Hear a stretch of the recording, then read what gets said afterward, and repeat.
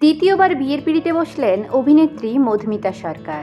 মধুমিতা সরকারকে আমরা বোঝে না সে বোঝে না সিরিয়াল থেকে খুব ভালোভাবে চিনি। অভিনয়ে একদম পারদর্শী মধুমিতা সরকার।